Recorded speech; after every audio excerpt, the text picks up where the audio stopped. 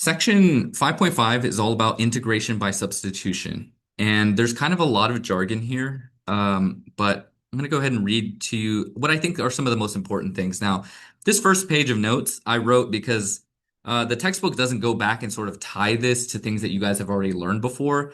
That's a cognitive psychology thing called scaffolding, and I think it's really important to do that. Let's see.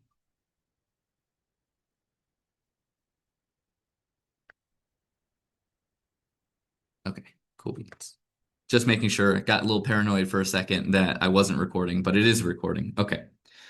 Um, so I wanted to just bring back some information from algebra here because if you recall from algebra, if we have two or sometimes more functions, let's just call two functions f and g, and they're functions of the variable x, then this notation where we have f and this open circle g of x is called composition, right? And sometimes you can see it as g composed with f of x with that open circle. So I don't know, maybe when you learned this in algebra for the first time, you thought of it like, oh, what do I do when I see the word fog? But that open circle is an operation, kind of like your addition, subtraction, multiplication operations. Don't confuse it with multiplication, which can sometimes be written as just a dot. That open circle tells you that you're going to take these two functions and make a new composite function out of the two of them, and can also be written as f bracket g of x inside. Okay, so I'm going to zoom in here. What's really important is that you have to understand that we can nest multiple functions together to where we have an inside function. Here, g is playing the role of the inside function, and f is the outside function.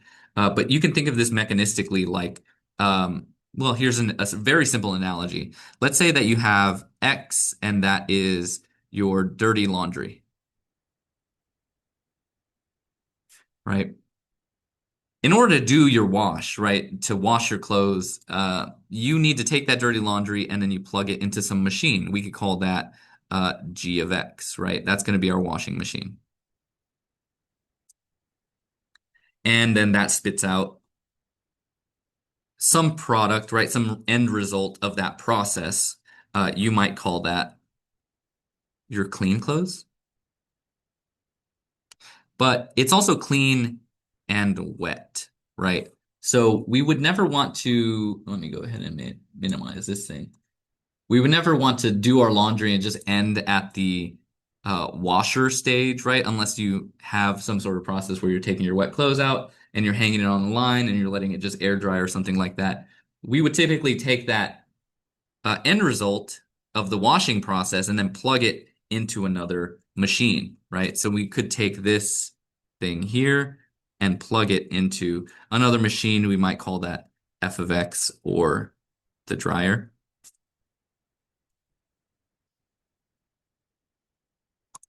Okay. And then the end result here at the very, very end, the last step, I'm just going to call that a z variable, would be when you're done with the laundry. Okay. Now that's called function composition. When you take two or more functions, you plug an input into the first function, get some intermediate output, then take that intermediate output and then plug it into another function. And then maybe you're calling that the end of that process, unless you have more functions nested together. If we just have two, then that's how you would evaluate those kinds of functions. Okay. Again, not really calculus information there. That's just the basics of algebra and how those functions work when you compose them together. But then when you guys got to calculus one, you learned how to take derivatives using a bunch of different rules, including the chain rule. Okay. And when you use the chain rule, the reason why we're using it is because it's going to help us take the derivative of a composite function where you have g and f composed together. You would call this f composed with g. Maybe I'll write that up here just as a note. This is the same thing as f composed with g of x, right? And so that's why we got the chain rule.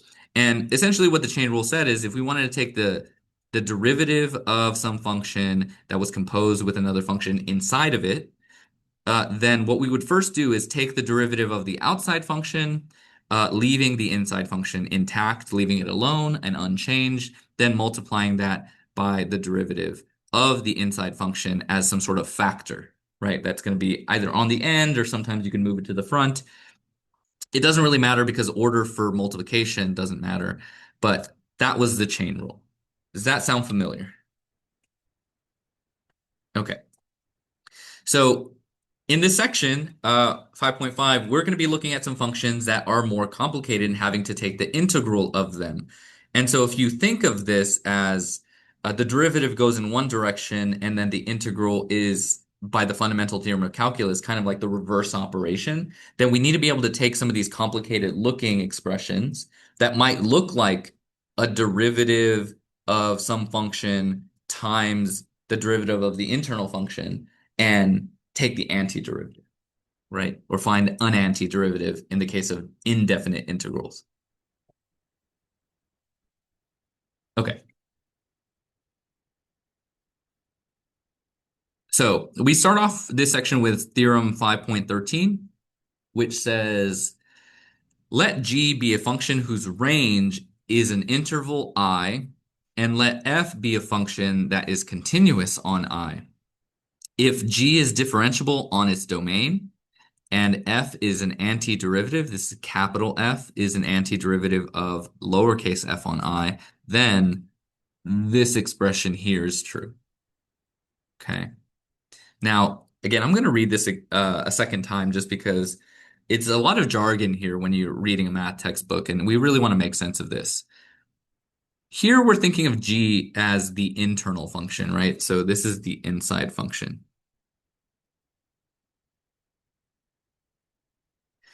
And so if X is the variable that's going into G, then the things that come out of G are Y values. And usually we call Y values the range, okay?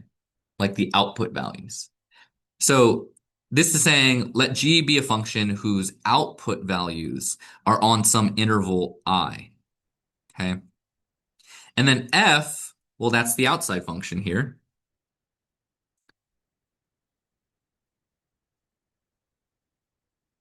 There's our outside function. Is continuous on that same interval I, okay? And that should make sense because if we're taking the internal function and it's going to spit something out and we should be able to plug that into the function f, then it needs to be continuous on that same interval, right?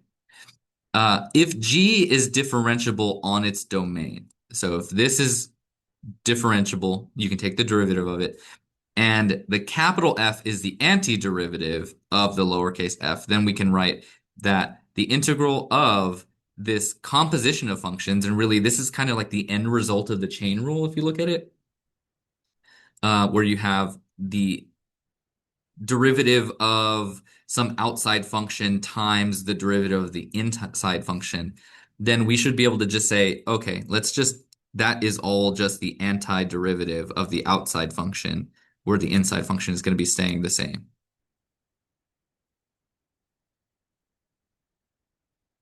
Okay, and then we put our constant of integration plus c, and that all sort of makes sense. Now, typically the way this is taught is through a process called substitution, and this is kind of going to be the workhorse of our more complicated integral expressions that we'll see in this course. It is convention to rename the internal function as u such that we can write this integration a lot more simply, where we're not having like g of x and g prime of x and all of these complicated looking functions, right? We want to simplify the notation so it's easier to sort of get a handle of. Okay. So in the examples that we're about to look at, finding the integral, whether it's an indefinite integral or a definite integral of something of this form, where it looks like we're integrating something that originally maybe the chain rule was applied to something and now we're trying to take the antiderivative of it, that requires identifying the inside function versus the outside function. So uh, if you find this difficult, well, I think hopefully the next examples that we'll look at will sort of give you some tips and tricks for identifying what the inside function is and then what the outside function is, and then we can actually just apply this theorem to take those antiderivatives. Okay. So,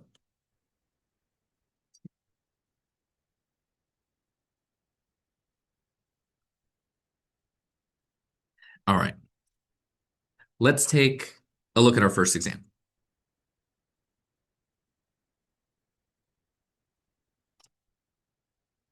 All right.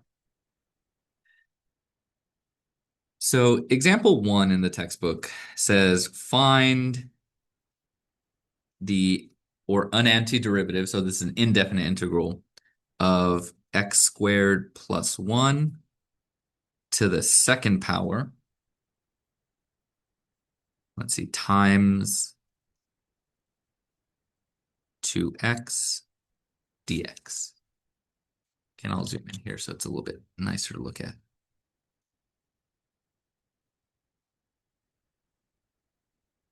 Okay. So like I said, what the key is for solving these problems is can you identify the inside function versus the outside function? So to me, this looks like a jumble of like alphabet soup, right? We have some letters, numbers, we got parentheses. It all looks kind of confusing. But like if we just pair this back to basic algebra stuff, the inside function is usually something that's inside the parentheses. So there's two things that we could look at. We could either look at the x squared plus 1, or we could look at the 2x. Okay.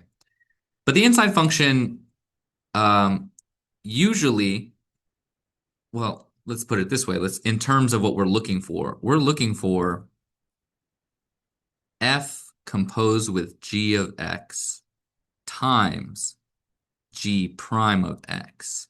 So not only do we want to find the inside function, we want to know is the derivative of that inside function somewhere in our problem also, right? So if we want to find those two things, by looking at this expression here, can you guys tell me what the inside function is?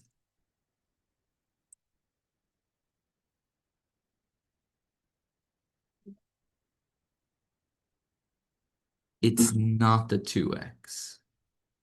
But it's a good guess, right? It's got to be something in the parentheses.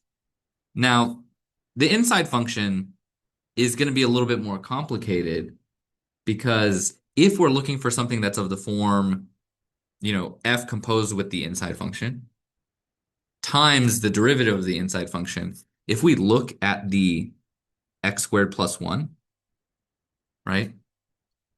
If you were to take the derivative, I'm going to write it in this notation. If we were to take the derivative of x squared plus 1, what is the derivative?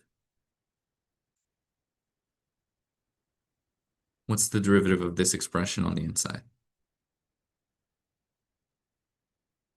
Okay, remember by the power rule, we should just take this exponent, drop it to the front. So that's going to be 2. Then we have x.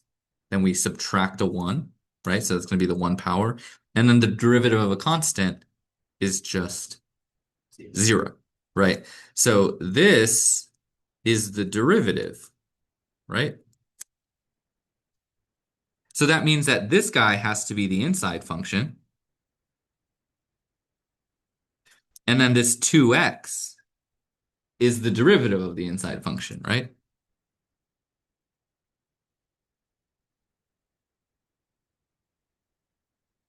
So sometimes when you're getting used to this idea, then um, like it just takes a little bit of scratch work to the side. So I always like use maybe the right hand third of my paper to do some scratch work to keep the actual work for this problem clean, right? Because if you start writing all over the page, things get really confusing and you might confuse yourself, right? Um, we're going to do something called use substitution just to make this look a little bit neater for us. So let's label the inside function. And in the notation in the textbook, they use g of x to represent that. But instead of calling it g of x to overcomplicate it, we're just going to call it u. the variable u. Okay. And u is going to be equal to that x squared plus 1, right? From that, we can take the derivative and we can label that du, the derivative of u, and we can call that 2x. And since we're taking the derivative of both sides, we're going to call that times dx. You remember differential forms towards the end of Cal 1. So when we take the derivative of du, then we're going to call that 2x times dx. Okay. Now, this is the fun part. And this is the substitution part and why it's called u substitution. U substitution. We're going to rewrite the integral that we were given in terms of u instead of x. Okay. So we'll have the integral. Okay. I'm going to zoom out a little bit so we can see the whole thing. This thing is being squared, but x squared plus 1 is what we're calling u now. So this is just u squared. Bless you. It's being multiplied by 2x dx. And 2x dx, we found, is just the derivative of u. So we're going to replace this entire part of the expression with just du.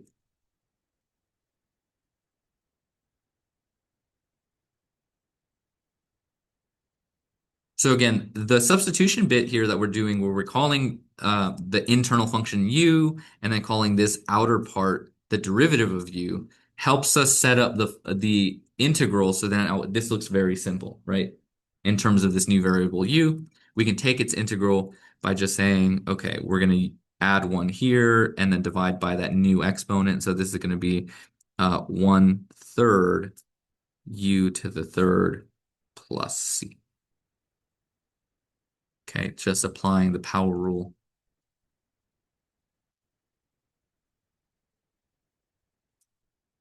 For integration.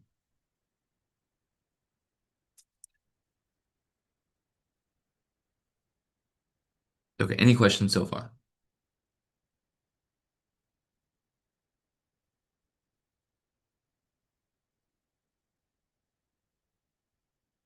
Okay.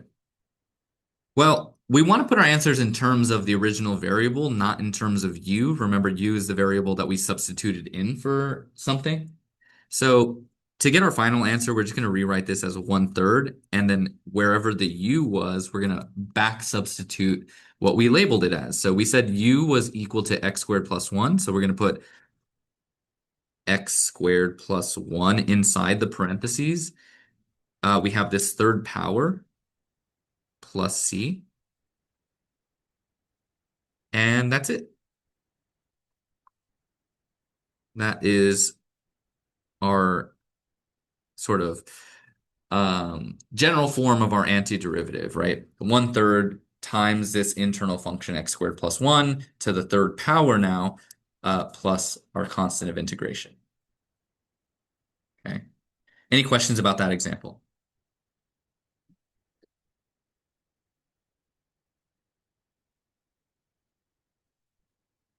Okay.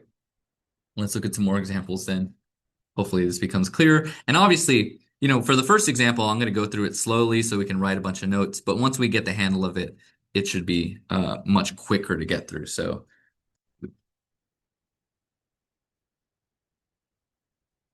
this is example 2.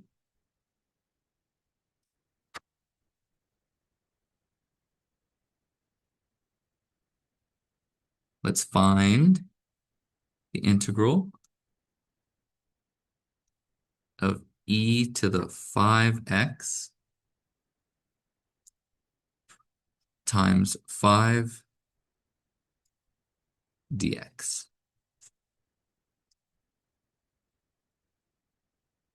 I'm going to put my scratch work over here on this side of the line.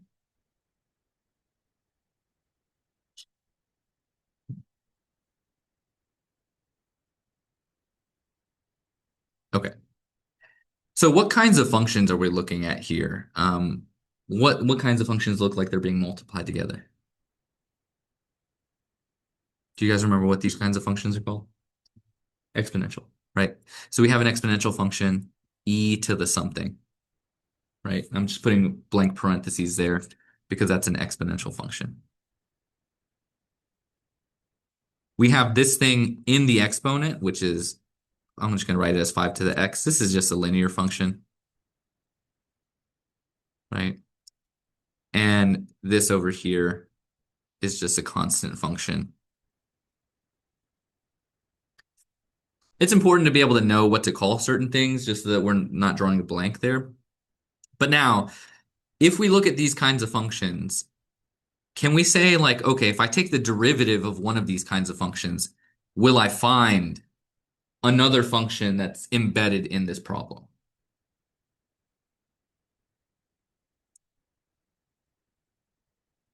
So like if I took the derivative of something that was like e to the x, what would that look like? What would the derivative look like? It would still look like an e to the x. And I'm not multiplying anything that's another exponential here, am I? Right? So that's not going to be my internal function, not the exponential function. So I'm going to go ahead and cross that out. That's not going to work for us, right? Now this function here, 5 to the x, if I took that derivative, what would I get? What's the derivative of 5x?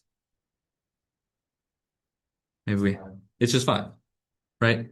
We don't want to overcomplicate it, right? It's just 5. So if I were to take the derivative here, I would get to this constant function, right? So that's your key. That's what tells you that this guy right here, that's our inside function. So to apply the substitution, what we're going to do is just say, let u equal the inside function 5x. Then we're going to say, let's take the derivative of that. So du is equal to, it would just be 5. But now we need to go through this procedure where when we take the derivative of both sides, we're going to put dx over here. So it's 5 dx. Okay.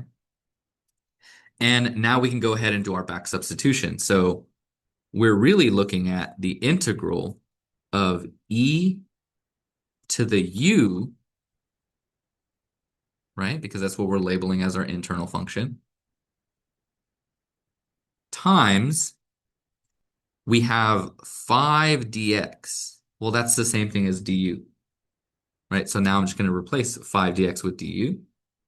And now this is a very nice and easy integral in terms of u, because just like e to the x or e to the u, its derivative is e to the u, the antiderivative is going to be e to the u as well, right? So an antiderivative here would be e to the u plus c. But we don't want our answers in terms of this new u variable that we've created. We want to put that back in terms of x. So now we're just going to go ahead and take our u after we've taken the antiderivative. Go ahead and label that. This is the antiderivative here. And we're going to back substitute, can't spell today, the u equals 5 to the x. So that 5 to the x, I'm sorry, not 5 to the x, 5x is going back into the exponent. So e to the 5x power plus c, that's going to be your final answer.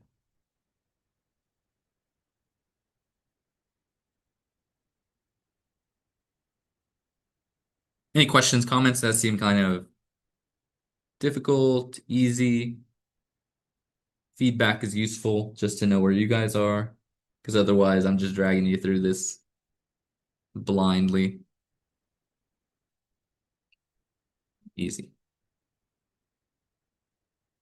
Okay. Well, for some of these, they'll be easy. You can always check these as well, right? Because I always use this sort of notation because if we have d dx, which I like to label as my derivative, then going one way gets you some function. Actually, maybe I'll rewrite this a different way. Let's say that we have a capital F. If we take the derivative of that with respect to x, we usually get this function here, lowercase f. And then going backwards is this integration process. And so if we have the integral, we can check our answer to see if I take the derivative of this, will I get the original problem, right? And so if you wanted to check, you could just say to yourself, um, e to the 5x plus some constant. Let's take the derivative of that with respect to x and see what we get. Well, if we take the derivative of this, then we need to apply the chain rule, right? Which is take the derivative of the inside function, which is 5, times the derivative of the outside function, which would be e to the 5x. And then the derivative of a constant would just be 0. So we could say that that would be our answer. And is that the same expression that we started with? Well, it sure is. E to the 5x times 5. They just move the 5 to the backside, right?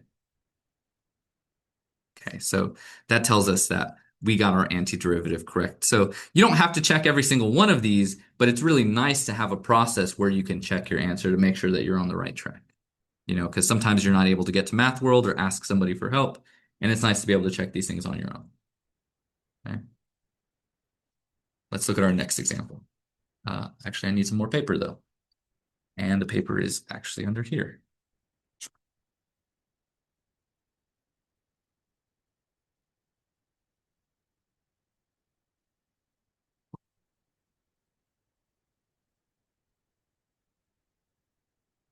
Example 3. Find. Let's go with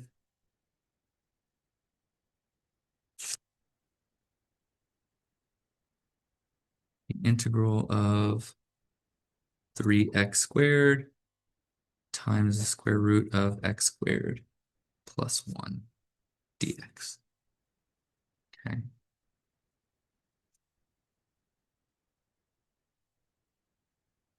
Okay.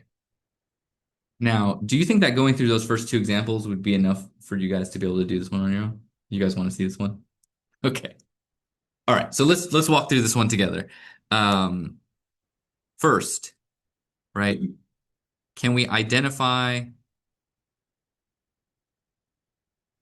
the inside function? I'm going to kind of let you guys be in the driver's seat here. When I was small and learning how to drive, actually, this is before I was driving age, my dad used to put me in the middle seat in the front because he had a Ford F-250 and he would have me shift gears when we were on the highway. So I would learn how to drive. Maybe it's dangerous. I don't know. We didn't die. I'm here now, so we're good. I want you guys to be shifting the gears here. Can you tell me what do you think is going to be the inside function here? Actually, and I might have written this down wrong. Let me double check it. I did write it down wrong. This is the third power on the inside here. Okay. Same question though. Can you guys tell me what's the inside function going to be here?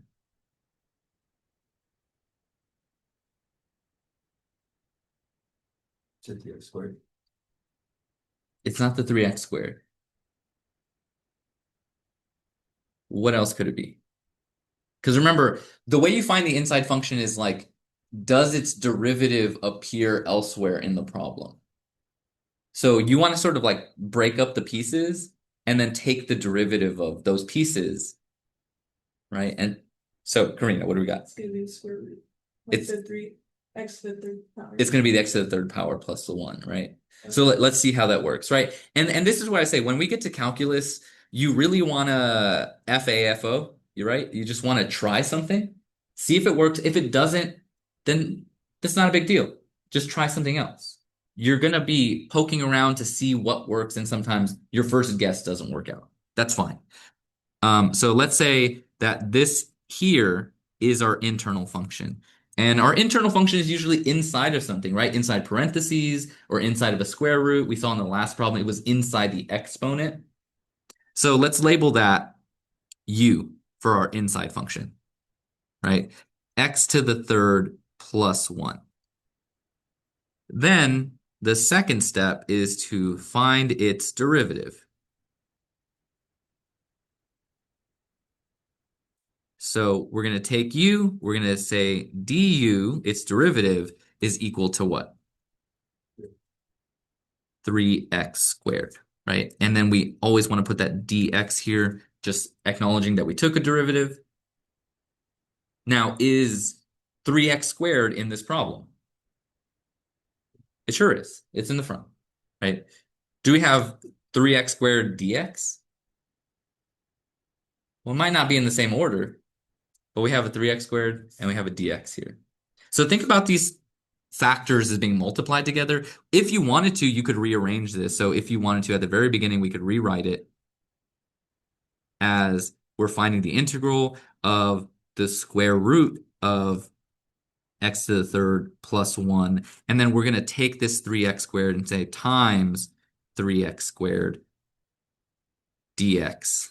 And just rearrange it so it looks a little bit friendlier for the substitution we're about to do. Okay.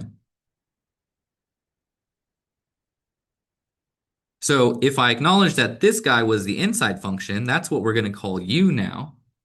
And 3x squared dx, that entire thing is equal to du, right?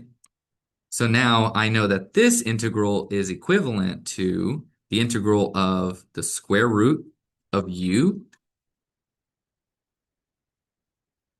times du. So I'll put a du here in the back. And doesn't that look a lot cleaner, right? Right now we can take our square root and rewrite that as a power instead because we want to integrate in terms of powers.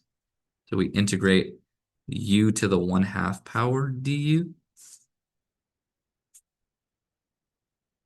And then when we apply that power rule, remember we're going to have u to the 1/2 plus 1, which in this case, because it's a fraction, it's going to be 2/2, right? Which that'll come out to 3/2. So you know that this denominator should also be 3/2.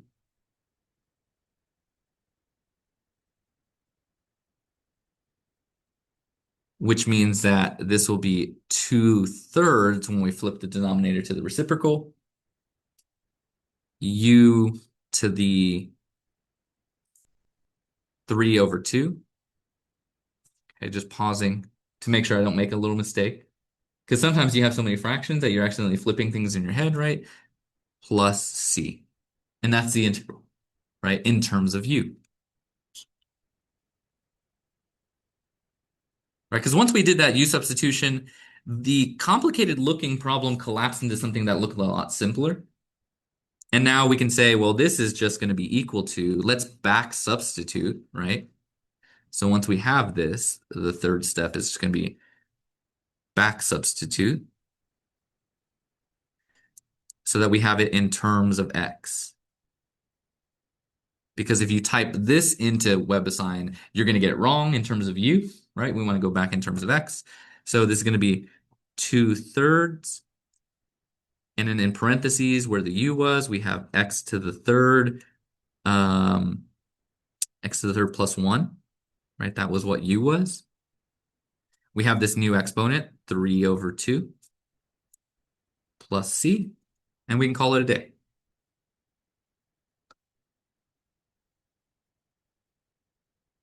Questions there, comments? Does that become a little bit clearer? Okay. At some point I saw, and for those of you in Zoom, you can't see this, but at some point I saw some of your classmates here smiling. So it must be getting fun, right? Okay. One other thing is that back when I was in college taking Calculus 2, I had a stickler of a professor that said, okay, if the original problem was written in terms of a root, then we should write this in terms of a root. WebAssign's going to accept this. So if you wanted to be extra, you could call this 2/3. When you have a fractional power, the numerator is the power, the bottom is the root. So this is the same thing as the square root of x to the third plus 1 to the third power. plus c. Both of these are equivalent. It just depends on, do you want your solution in terms of exponents? Do you want it in terms of radicals? But they mean the same thing.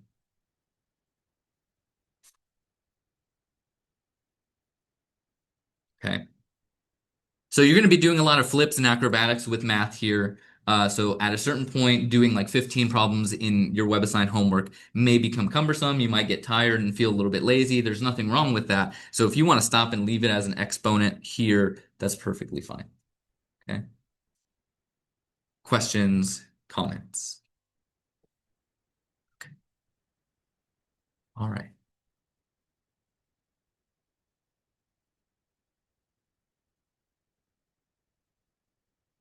All right. Here's some notes. So what we've been doing, just to recap, is rewriting our expression in terms of x and changing that to an expression in terms of u. This is called change of variable. And for some reason, the textbook decides to treat this differently.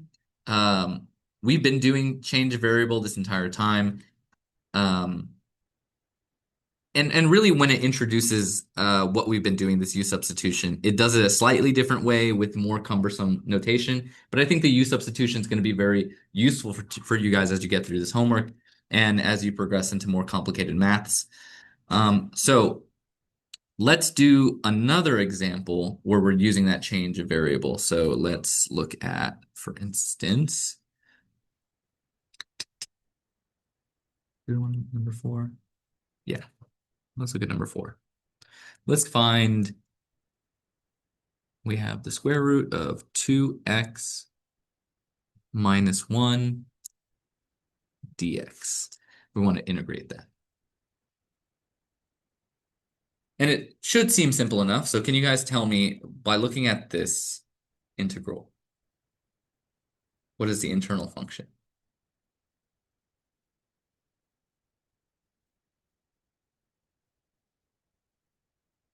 What are the parts of this function?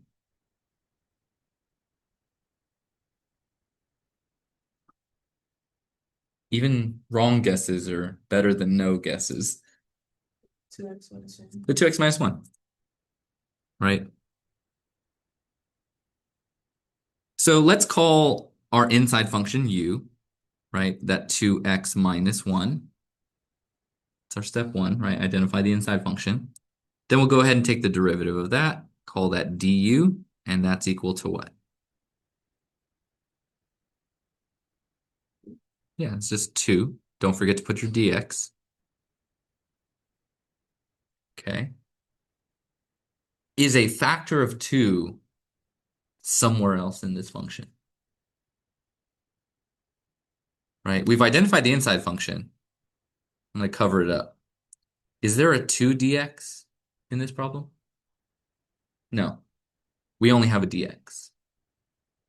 But the really nice thing about switching to variables is that in this equation that we have here, du equals 2x, I'm sorry, 2dx, we could solve for dx to just get the dx by itself. So just pretend that these guys over here, the du and the dx, are just different variables. How would I cancel out the 2 to bring it over here?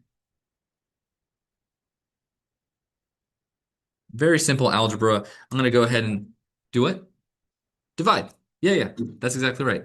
So let's say I divided by 2 on this side and I divided by 2 on this side. What happens with the 2's? They cancel out, right?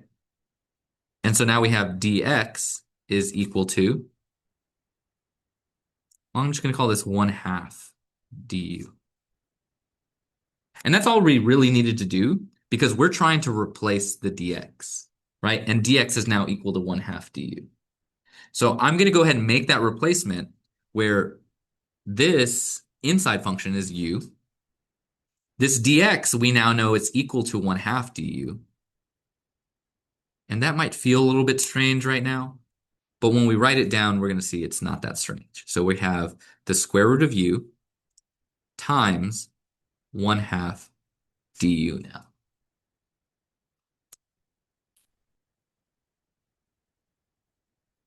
What do we know about when we have a constant inside of an integral, right? That we're multiplying a constant. What can we do with that constant?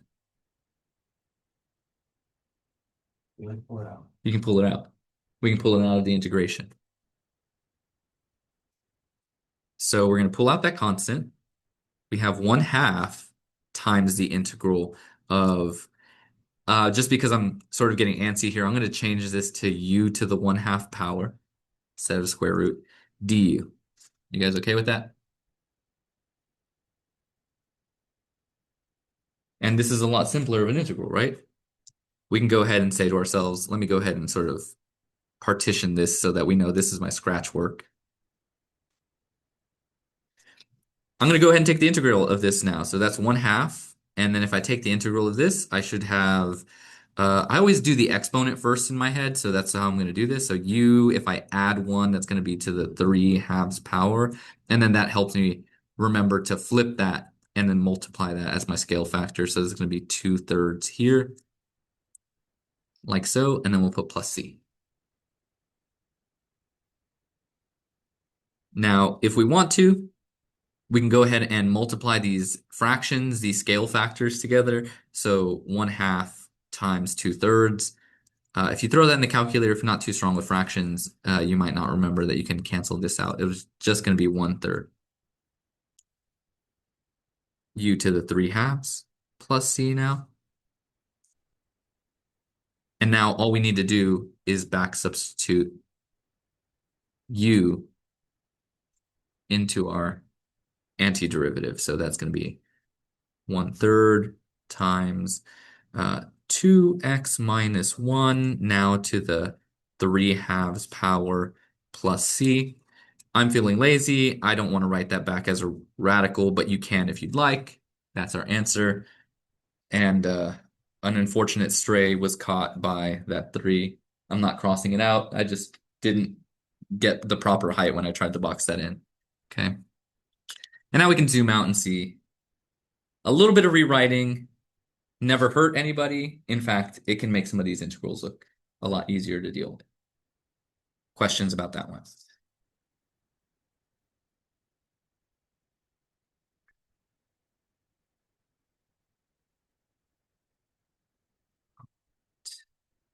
Do I want to do 6? Do I want to do 6? I do want to do example 6, so I'm going to skip 5. Only reason I want to do example 6 is because I think we need to. I think we need to brush up on our trig. And this one says find the integral of sine squared of 3x times the cosine of 3x dx.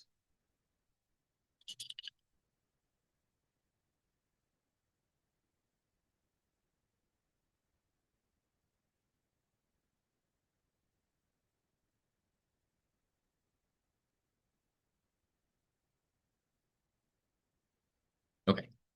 I'm going to let that marinate for a second, take a strategic sip of water, and let you guys look at the problem.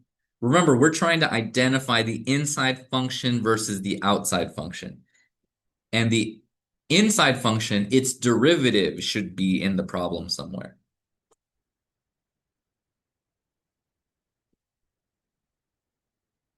But with trig, the notation for trig, I think, can really get cumbersome. Like whenever we see sine of, uh, let's just call it sine of x, and we raise that to a power, let's call that power n. That's the same thing as saying sine with a little n here of x, right? So I'm just going to put recall. That this is just a little notation that we do differently for our trig functions. And honestly, it kind of irritates me from time to time, because if we were to put a -1 there for n, that wouldn't be an exponent. on the outside of the trig function, we would call that the inverse trig function. Then I think that notation kind of like breaks the routine. And so that's why it kind of irritates me a little bit. My OCD flares up and it's like that is not consistent. This guy right here, sine squared of 3x.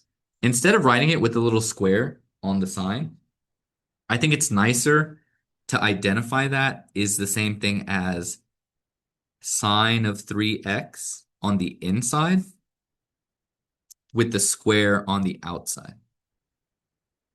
times cosine of 3x dx.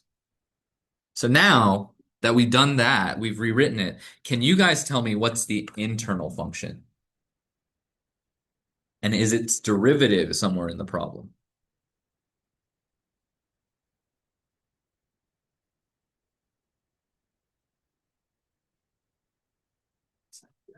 It's sine 3x. Yeah. Because it's like inside of a squaring function now, right? So that's one way to tell that it's inside of something. So, I mean, like I said, FAFO, we want to do something to see if it works. And if it doesn't, we'll just change course. So if I say, let's let u be sine of 3x. And then we go through this process and we find du, right? The derivative. What is the derivative of sine 3x? Or what's the derivative of sine x?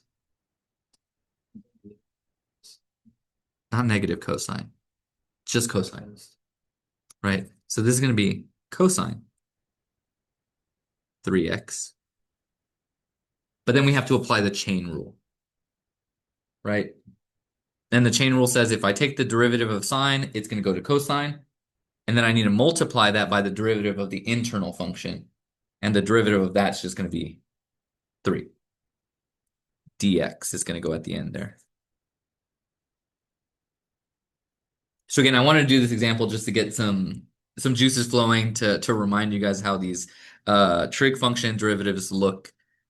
But now we have cosine of 3x times 3 dx. And is that in the original problem somewhere? Well, we have the cosine 3x and we have the dx, but what about this constant 3? So because we're switching over to a different variable, think of this as an equation. Can I move the 3 over to the other side of the equation? Yeah, just by dividing. Three. Dividing by 3 on both sides, right? Or you could say to yourself, once you get a little bit more used to it, I'm going to multiply both sides by 1/3. Right? It's the same thing as dividing by 3. And so I could say 1/3 du is equal to cosine of 3x. And then that will cancel out the 3, right? And then we'll just have our dx there. So I'm just really taking this whole side, dividing by 3, taking this side, dividing by 3. So that now this cosine 3x dx is in the problem, right? And now we can make that substitution. So this will be 1/3 du, and this guy here is just u. I feel like I'm getting a little too close to my actual problem here. This is scratch work. So I want to keep that partition so I'm not getting all messy here. Let's rewrite this as u squared now times 1/3 du. And now we can pull out the constant here, that constant factor. So we have 1/3 times the integral of u squared du. And then taking the antiderivative here, we'll have u to the third because we're adding 1, and then dividing by 3 would be another factor of 1/3 here, plus c.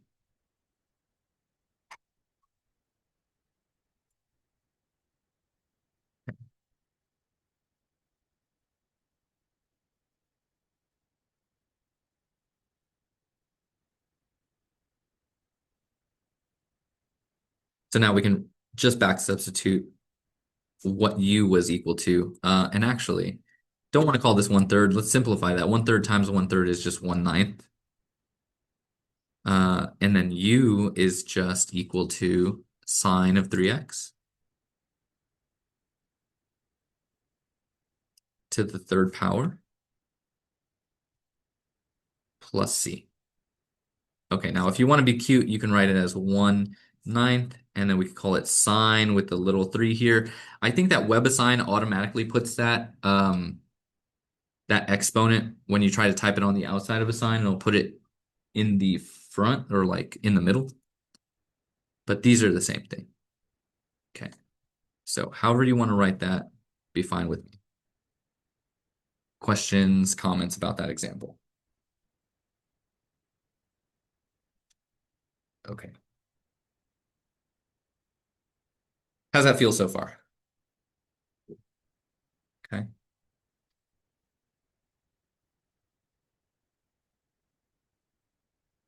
Now, there are a couple of facts here that are really useful when we get to definite integrals, because everything we've been doing up to this point has been an indefinite integral where we're adding the constant of integration here, the c.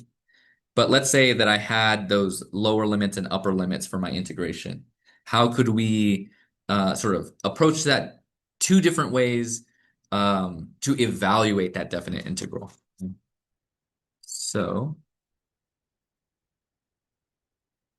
let's start off with one example, and then I'll talk about this theorem a little bit later, because I think it'll make sense if we do it. Definite integrals. Yeah, let's do this one. Let's go ahead and take the integral from 0 to 1, the definite integral of x times x squared plus 1 to the third power dx. Okay, and we'll come back and talk about that theorem in a second.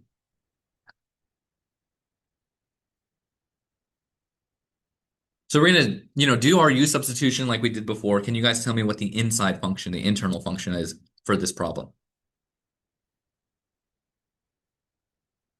What are we gonna label as u?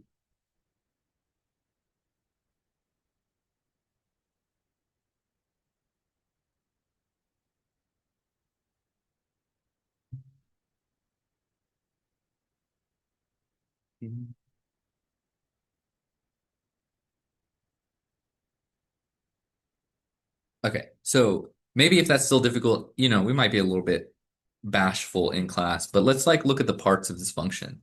If you took the derivative of x, what would that be? 1. Is there a 1 somewhere here? Well, I mean, there's a 1 everywhere. Okay. But if I took the derivative of x squared plus 1, what would that be? 2x, right? That's kind of close to x, right? So that kind of tells me that this is going to be the internal function that we're calling u. Okay, so we have u is equal to x squared plus 1, and I'm going to go straight into taking the derivative of that, which is going to be 2x dx. Are we on board with that? Now, we have an x in our integral, but we don't have a 2x. So what we're going to do to fix that is just divide that 2 over to the other side. So I have 1/2 du is equal to x dx. Okay. So this x and this dx can be substituted by the 1/2 du. So I'm going to rewrite this integral, and I'm going to be very specific here. These limits of integration are x values. Okay, so I'm going to be very specific and put x equals 0 here and x equals 1 there. I don't think we ever specified it before because we weren't changing to a different variable, but I'm going to leave those as x's.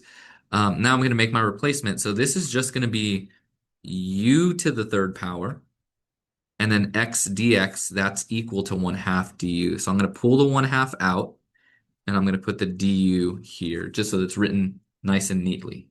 Okay.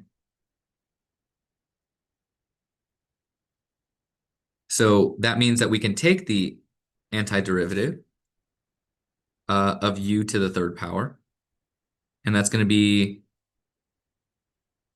u to the fourth power times 1/4, right?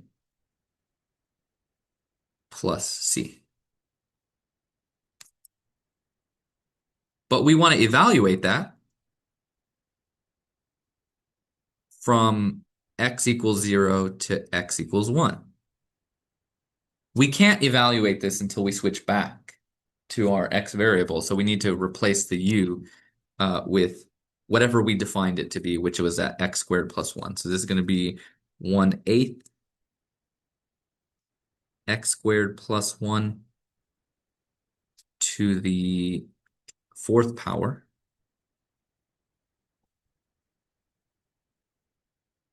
Uh, and then we don't need the plus c because we're evaluating this. So we're going to evaluate that now from 0 to 1, which means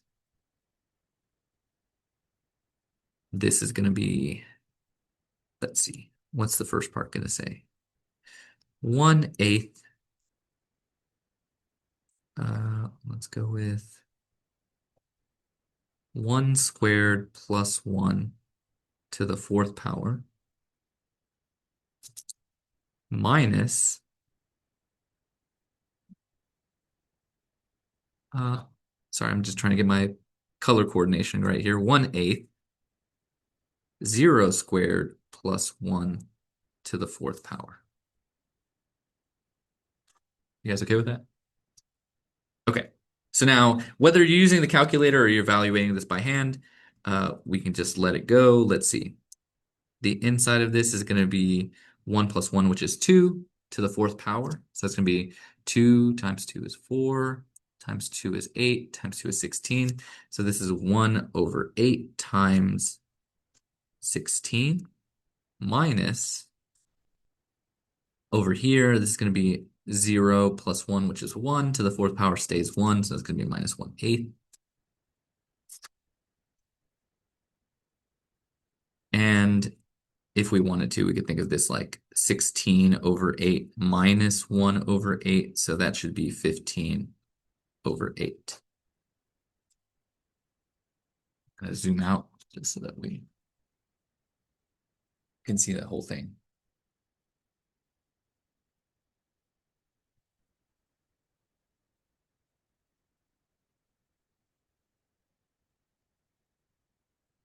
You guys okay with that?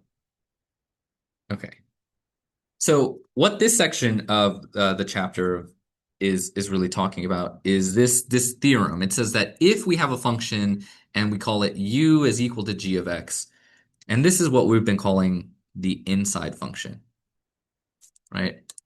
If that has a continuous derivative on some interval and f is continuous on the range of that internal function, then what we can do is we can change the limits of integration if we wanted to, so that they're now in terms of u instead of x. That's all this is saying. Okay. Now, for this example, we didn't change the limits of integration at all. We left them as x values, and then we switched back to the world of x values so that we could evaluate that definite integral. So on the next example that I want to do, I want to show you guys how you can change your x values, your limits of integration, the a and the b here, so that they're in terms of u. And then you won't have to go back to the world of the x values. Okay. So let's look at another example.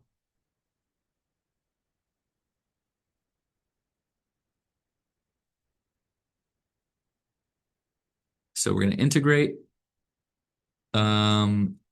x over the square root of 2x minus 1 from 1 to 5 dx.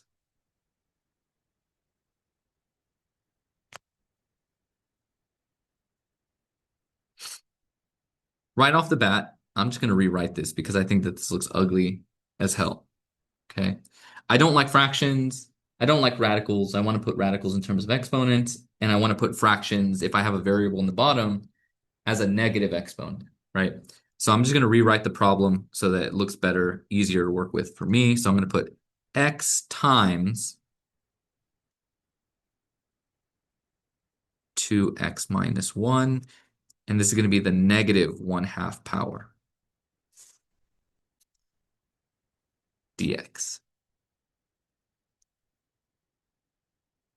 Okay, now if you needed to see some of the scratch work I did there, think of it like I wrote this as x times 1 over the square root of 2x minus 1, and then I changed that to x times the 2x minus 1 to the negative 1/2 power.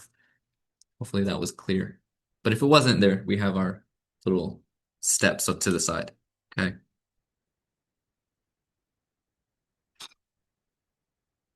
Now we just need to identify what's the internal function. Okay. So usually the internal function, just for the sake of time, is going to be this stuff inside the parentheses. If I set that equal to u, then 2x minus 1 will go here. And then I can take this and take the derivative of, um, we can find du, which is just going to be 2 dx, right? Okay. But I don't have a 2x. Did I write this down wrong? I don't think I wrote it down wrong. Ah, I don't have um, a 2 dx in here, right? I have a dx. But I also have this x that's like not a part of this derivative, right? And so that's why I'm kind of slowing down because I'm like, oh, something is wrong here, right? So when you start to have like that feeling like maybe something's wrong, the first thing I always do is I check to make sure that I wrote the problem down correctly. Okay. But it looks like I have written the problem down correctly. So this is where it kind of gets a little bit tricky because what we're going to want to do is replace the dx, but we also want to replace this x. Okay. So we can do all of that with these definitions that we've made over here on the side. First, let's do the easy thing, the thing we've been doing this entire time. Can I get the dx by itself? Yeah, sure. We can go ahead and say, let's divide both sides here by 2. So that means that 1/2 du is equal to dx. Right? I'm going to zoom in so it's a little bit easier to read. And so that's going to take care of this part here, right? That's going to take care of the inside part because we define that to be u, but it's not going to take care of the x. But just like, we've manipulated this equation of the derivatives, we can manipulate the equation that we set up when we said u was equal to 2x minus 1. Can we solve this for x and get x by itself? Well, sure. So with some basic algebra, maybe we don't like it, but it's doable. Okay. So like u is equal to 2x minus 1 tells me that I can add 1 over here. So I get u plus 1 is equal to 2x. And then I can divide by 2 on both sides, such that I'm going to rewrite this as x is equal to, since those canceled out, u plus 1 over 2. So now that I have this, I can replace the x. So we're just manipulating these little equations that we created by doing that change of variable. Right? So it can get a little bit more complicated than the examples that we've looked at so far. But now let's take a look at this integral once we make our substitution. So 1 to 5, we're switching this out with who? U plus 1 over 2. Gross, right? Then we have u to the negative 1/2 power. And then dx is equal to 1/2 du.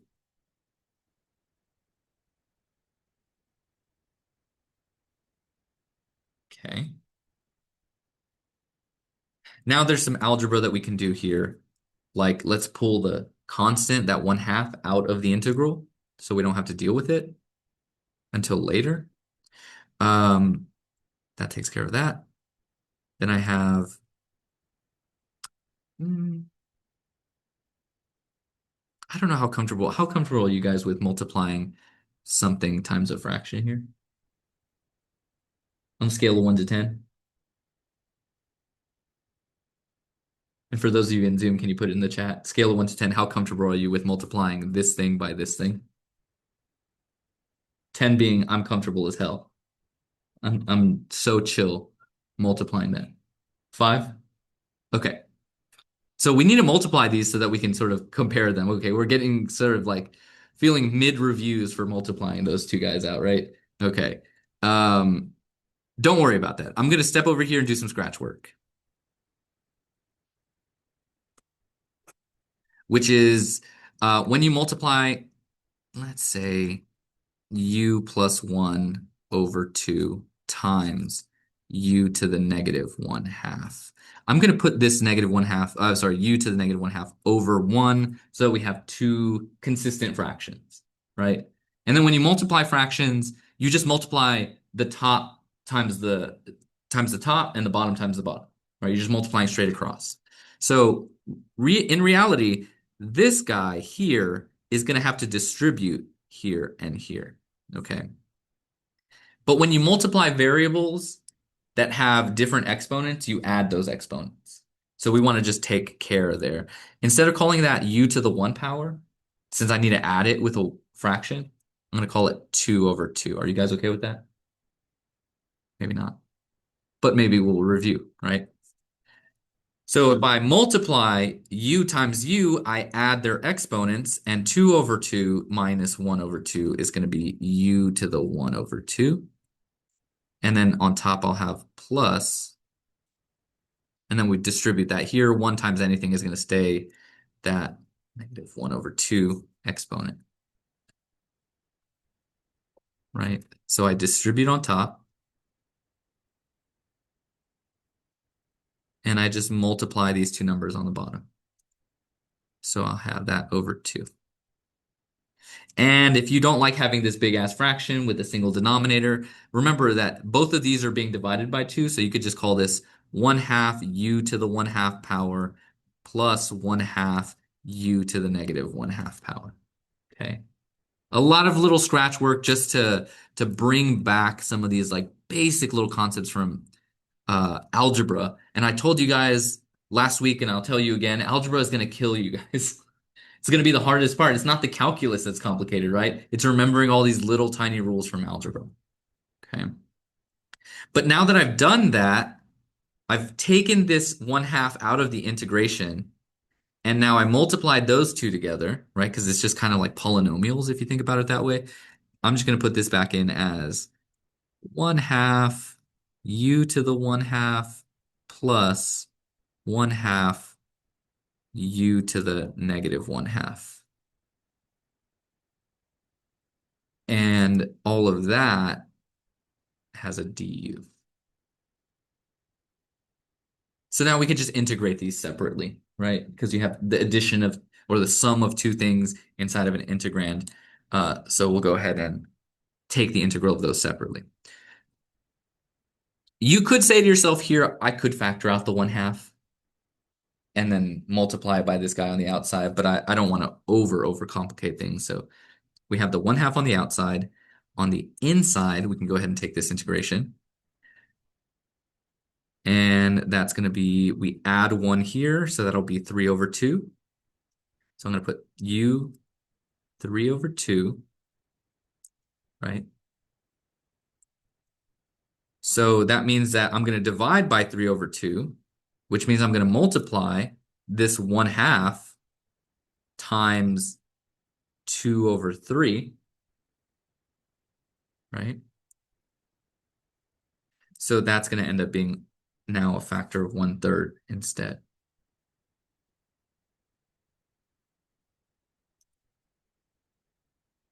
Plus, remember, I'm going to add 2 over 2 here, such that I now have u to the 1 half. And that is going to be multiplied by this 1/2 that we already have here. But I need to flip it to the reciprocal, so that's going to be 2 over 1. So that's just going to become a 1. I'm not going to write it down because those are going to cancel out. Plus C. Okay. Questions, comments?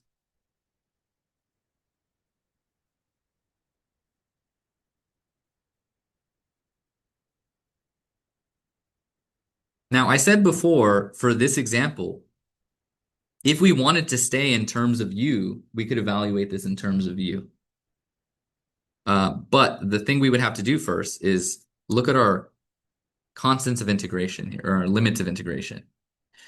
These are x values, x equals 1, x equals 5. If you wanted to get the limits of integration to evaluate this in terms of U, then we can say, based on this definition that we created at the very beginning, U equals 2x minus 1. That can help us change our limits of integration into U values instead of x values. Because if the lower limit, if x is equal to 1, because of that lower limit, then I can simply plug this in to this expression and get U is equal to 2 times 1 minus 1, which gives me 2 minus 1, which is equal to 1. So when x equals 1, U is equal to 1, right? So I'm going to simplify this over here a little bit. 1 over 6 U to the 3 over 2 plus 1/2 U to the 1/2. And to get rid of that constant of integration, now we're going to integrate from the lower limit where x used to be 1. Now U is equal to 1. U equals 1. And that upper limit of integration, x equals 5. If I plug it into this equation, I'll get U is equal to 2 times 5 minus 1, which is 10 minus 1, which is 9. So that's my upper limit of integration. Gonna zoom back in here.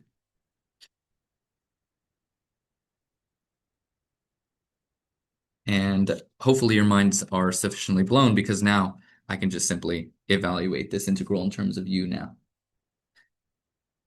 So we'll just take this and we'll say to ourselves, this is going to be 1/6 times 1 to the 3 over 2 power plus, nope, didn't do that right. 9 goes in here. Then 1/2 times 9 to the 1/2 power. And then we're going to subtract 1/6 times 1 to the 3 over 2 power plus 1/2 times 1 to the 1/2 power, like so. And just because I'm running out of space on the page, I'm going to go ahead and grab my graphing calculator and just type that whole bad boy in, right? We've done so much work with the calculus and with some of this algebra. Why are we going to kill ourselves by making this more complicated and trying to do little parts by hand? So 1 over 6 times 9 raised to the power of 3 over 2 plus 1 over 2 times 9 raised to the 1/2 power. And this part comes out to 6 minus, let's see if I plug this in, but now I'm changing these to 1s instead of 9s.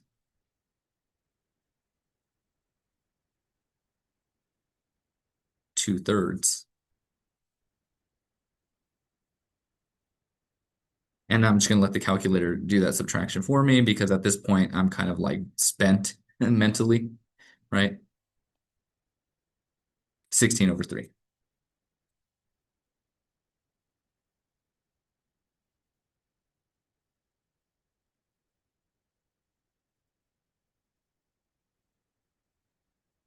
Okay.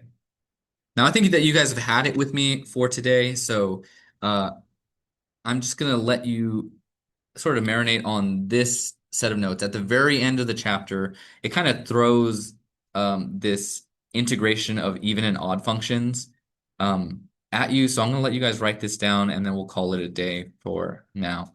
Okay. So it says that if f is integrable on some interval from negative a to a, and if f is an even function, then the integral from negative a to a of that function with respect to x is just equal to 2 times the integral from 0 to a of that function. I'll let you guys write that down and I'll give a little explanation, um, and then we'll go ahead and call it a day for now.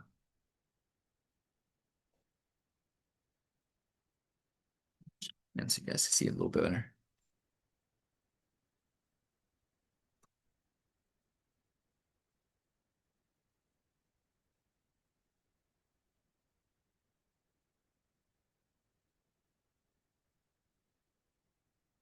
Do you guys remember what even and odd functions are? A lot of terminology here once you get to calculus, so if you don't remember, that's perfectly fine. Um, an even function,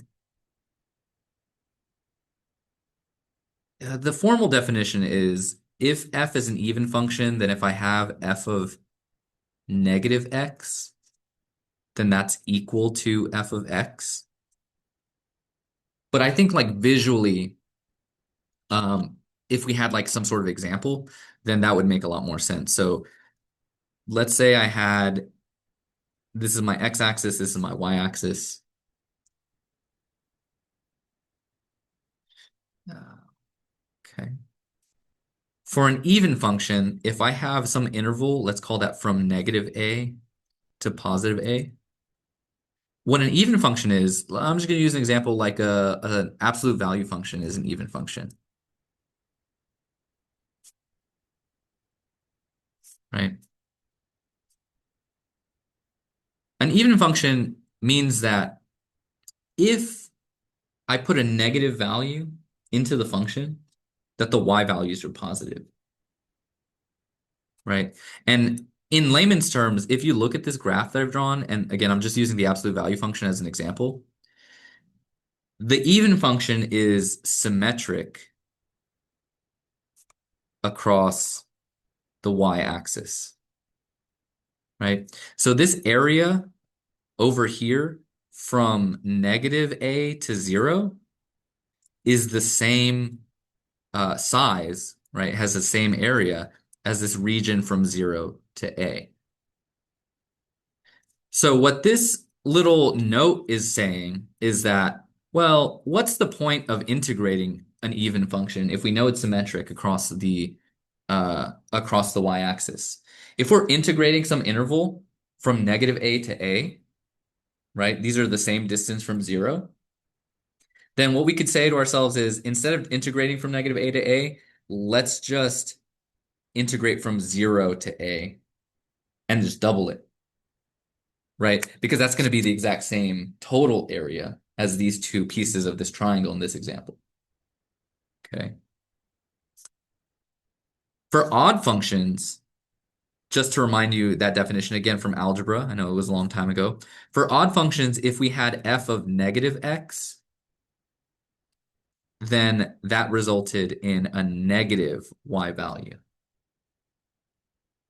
Okay, and again, a picture is worth 1,000 words, so I'm going to draw a picture here and use an example here. So like, let's say, get some more paper underneath here. Let's say that I have some interval from negative a to a, right? An odd function would be something like sine, where it kind of looks like this here. Okay, and now, excusing my terrible drawing here, a sine function is an odd function because it's symmetric across the origin. Okay. So if we think about like integrating this function from negative a to a, then this area over here, because it's below the x-axis, we can think of that as a negative area. And then this area over here on the right, because it's above the x-axis, we could think of that as a positive area.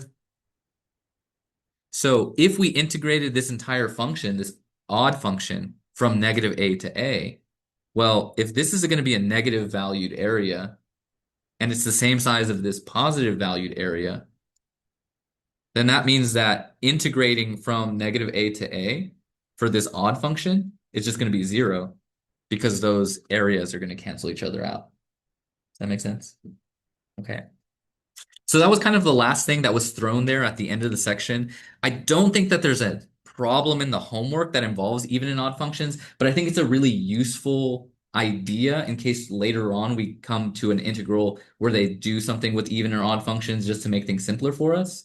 So just wanted to expose y'all to that idea. But all you need to do now is, at some point today or in the next couple of days before next time I see you guys, get into WebAssign and look at homework number 5.5. If you're falling behind a little bit, then just make sure you're getting caught up on some of the late homework. But based on these examples that we did here in class, I think homework 5.5 should be like relatively doable. It's another 14, 15 questions for you.